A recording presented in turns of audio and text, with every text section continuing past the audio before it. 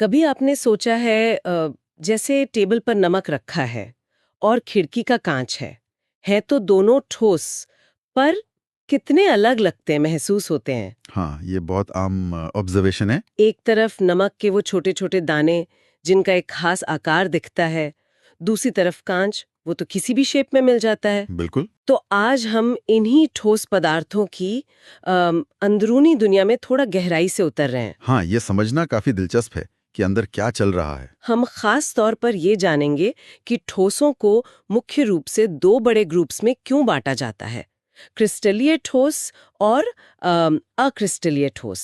क्रिस्टलीय और अक्रिस्टलीय ठोस, बिल्कुल। और ये जो भी हम चर्चा कर रहे हैं, ये उन स्रोतों पर आधारित है जो हमें इन पदार्थों की बनावट, उनके कणों की जमावट और उनके गुणों के बारे में बताते हैं। जी। हमारा मकसद बिल्कुल साफ है, इन दोनों तरह के ठोसों के बीच का जो बुनियादी फर्क है उसे समझना और ये जानना कि ये फर्क असल में मायने क्यों रखता है, क्यों कुछ चीजें इतनी सख्त और भंगुर हैं जबकि दूसरी लचीली या पारदर्शी। हाँ, और इसका जवाब उनकी अंदरूनी बनावट, मतलब माइक्रोस्कोपिक लेवल पर कण कैसे जमे हुए हैं, उसी में छिपा है। अच्छा। देखिए, ठोस अवस्था की खासियत ही यही है कि इसमें पदार्थ के कण, चाहे वो परमाणु हों, अणु हों या आयन, एक दूसरे के बहुत नजदीक होते हैं और उनके बीच मजबूत आकर्षण बल होते हैं। इसी वजह से ठोसों का आकार और आयतन निश्चित होता है। ये तो बेसिक बात हुई। ठीक है। लेकिन असली खेल, जैसा मैंने कहा, तब शुरू होता है जब हम देखते हैं कि ये कण कैसे जमे हुए हैं। क्या उनमें कोई पैटर्न है, कोई व्यवस्था है, या वे बस बेतरतीब ढंग से पड़े हुए हैं। ओके।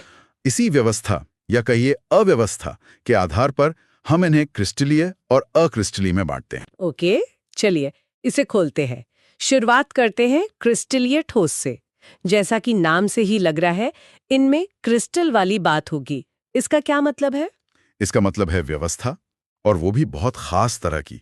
देखिए, क्रिस्टलीय ठोसों में जो कण होते हैं, परमाणु, अणु या आयन, वो एक अत्यंत नियमित त्रिआयामी, मतलब 3D पैटर्न में सदे होते हैं। अच्छा, एक फिक्स्ड 3D पैटर्न। हाँ, और ये पैटर्न बार बार दोहराया जाता है पूरे क्रिस्टल में।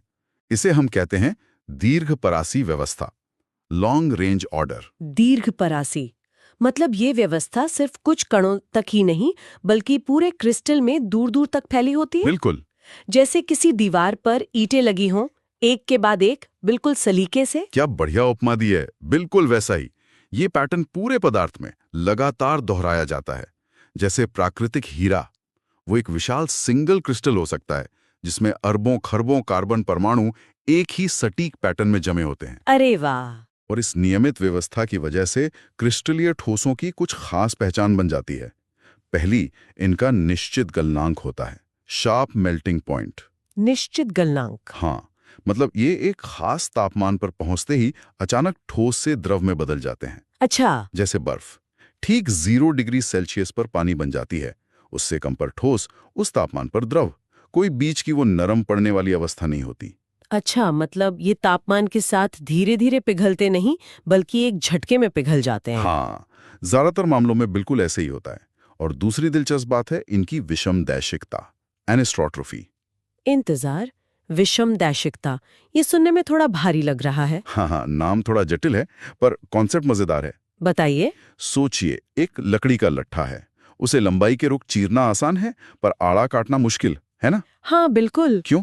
क्योंकि लकड़ी की अंदरूनी बनावट दिशा के साथ बदलती है। क्रिस्टलीय ठोस भी अक्सर ऐसे ही होते हैं। अच्छा।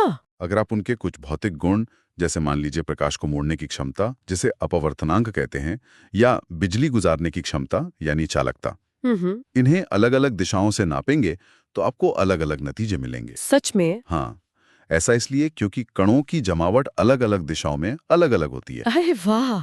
मतलब क्रिस्टल को किस तरफ से देख रहे हैं या इस्तेमाल कर रहे हैं, इससे फर्क पड़ता है। ये तो कमाल की बात है। हाँ बिल्कुल। हालांकि इसका एक अपवाद भी है।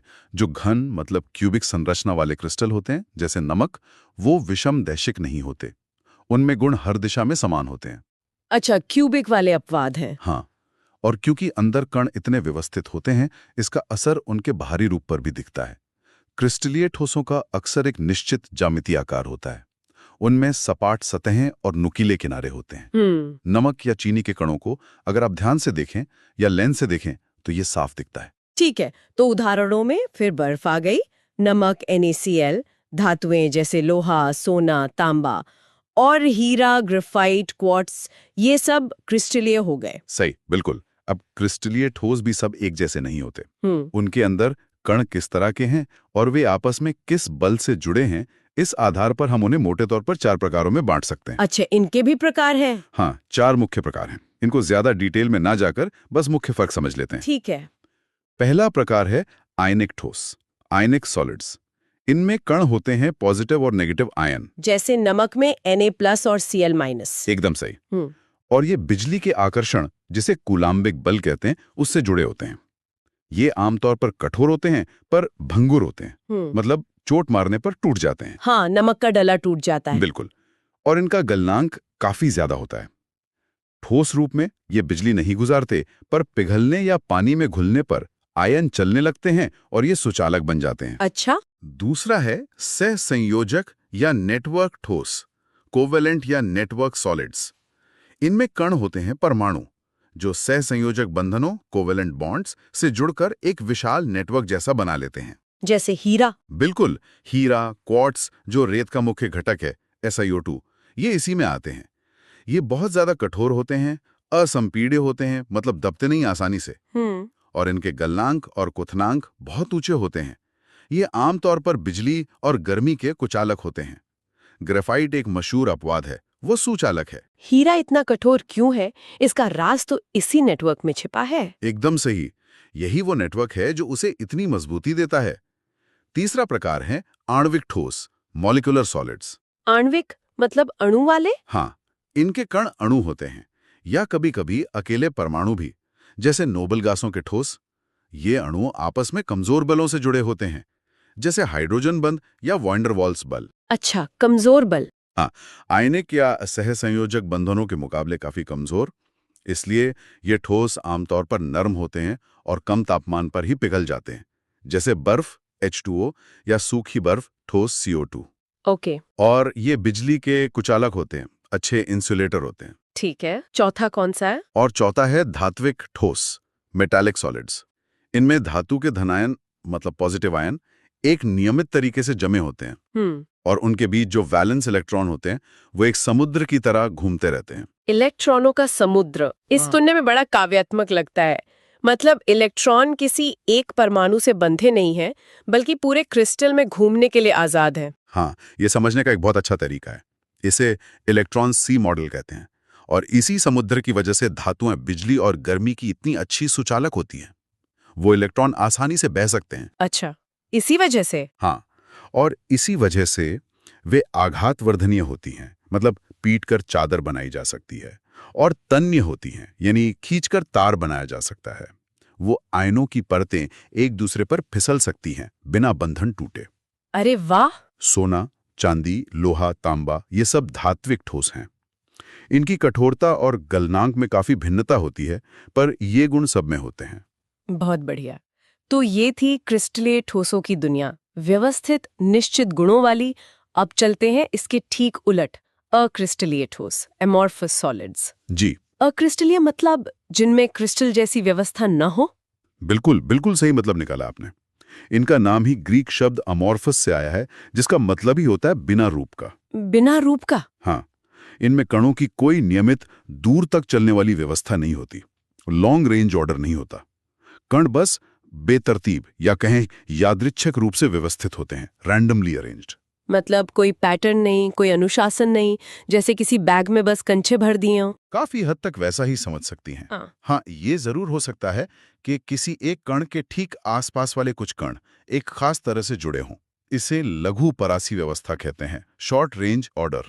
लेकिन ये छोटी सी व्यवस्था पूरे पदार्थ में दोहराई नहीं जाती। अच्छा, थोड़ी सी लोकल व्यवस्था हो सकती है। हाँ, लोकल लेवल पर थोड़ी हो सकती है, पर ओवरऑल देखें तो पूरी तरह से बेतरतीब। कुल मिलाकर इनकी संरचना किसी जमे हुए तरल जैसी होती है।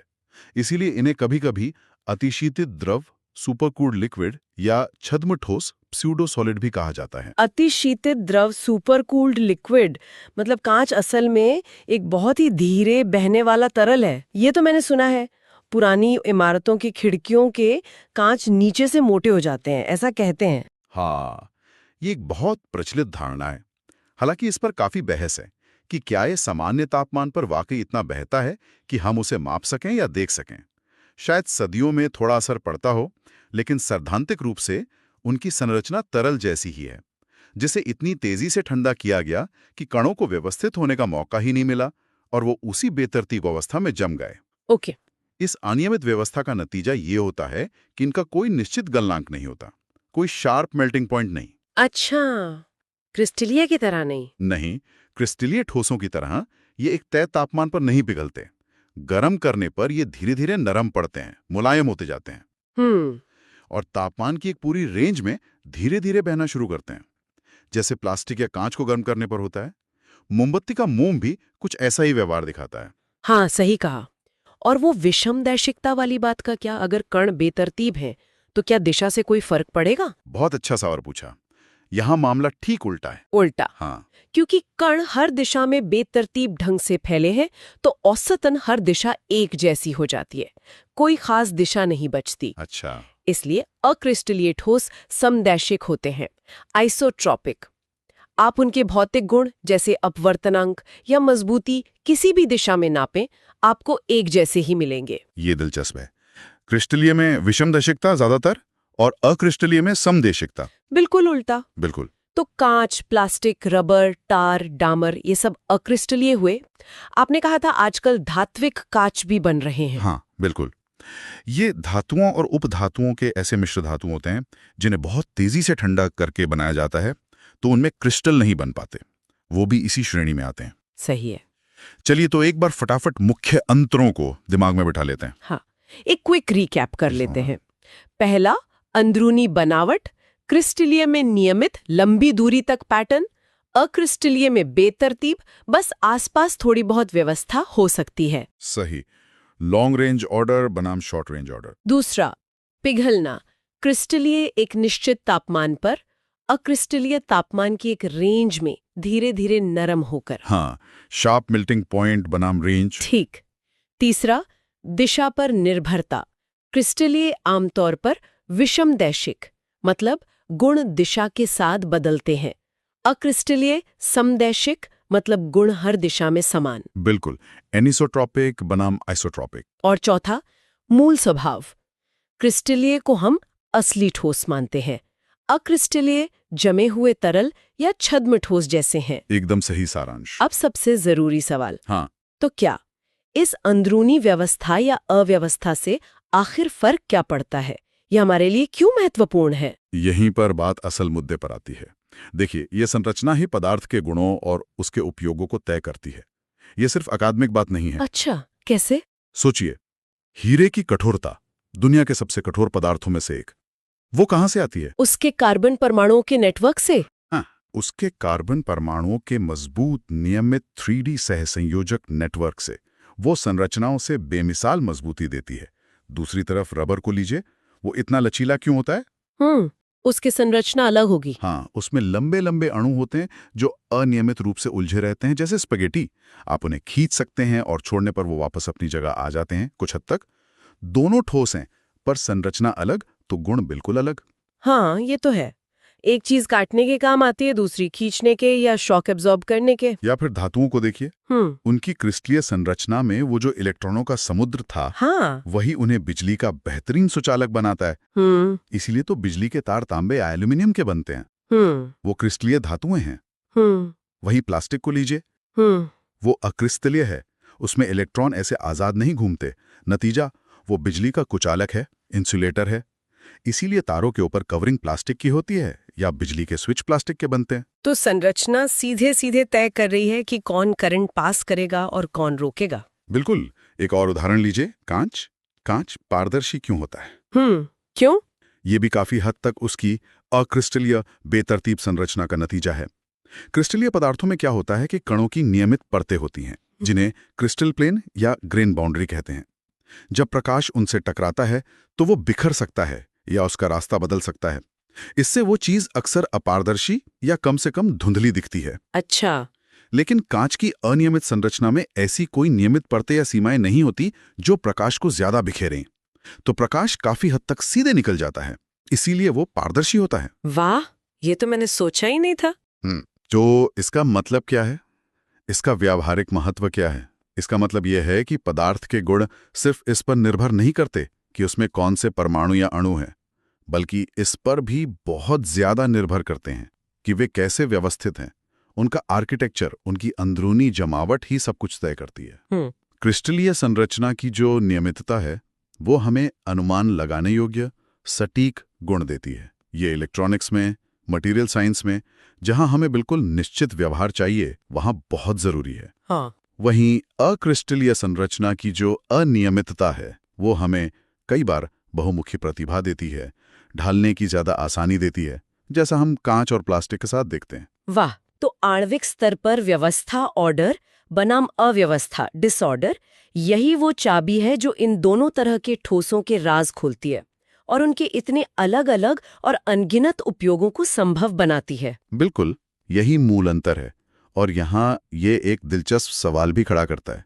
क्या? अगर अक्रिस्टलीय ठोस जमे हुए तरल की तरह हैं, जिनकी बेतरतीब व्यवस्था इसलिए बनी क्योंकि कणों को जमने से पहले व्यवस्थित होने का मौका नहीं मिला, तो क्या हम किसी पदार्थ को ठंडा करने की रफ्तार बदलकर उसे क्रिस्टलीय या अक्रिस्टलीय बना सकते हैं? ओह, मतलब अगर किसी पिघले हुए पदार्थ को बहुत तेजी से ठंडा कर दें तो कणों को सेटल होने का टाइम नहीं मिलेगा। हाँ। और वो अक्रिस्टलीय बन जाएगा।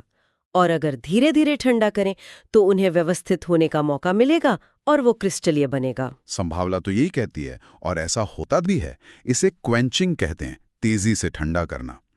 क्या ऐसा हो सकता है कि कुछ पदार्थ दोनों रूपों में पाए जा सकते हो, बस बनाने का तरीका अलग हो? हो सकता है। बिल्कुल। क्वार्ट्ज जो क्रिस्टलीय SiO2 है, और क्वार्ट्ज ग्लास या फ्यूज्ड सिलिका जो अक्रिस्टलीय SiO2 है, शायद इसी का बेहतरीन उदाहरण है। केमिकल फॉर्मूला वही, पर संरचना अलग, गुण अलग, सिर्फ इसलिए कि उन्हें कैसे बनाया या ठंडा किया गया। अरे वाह!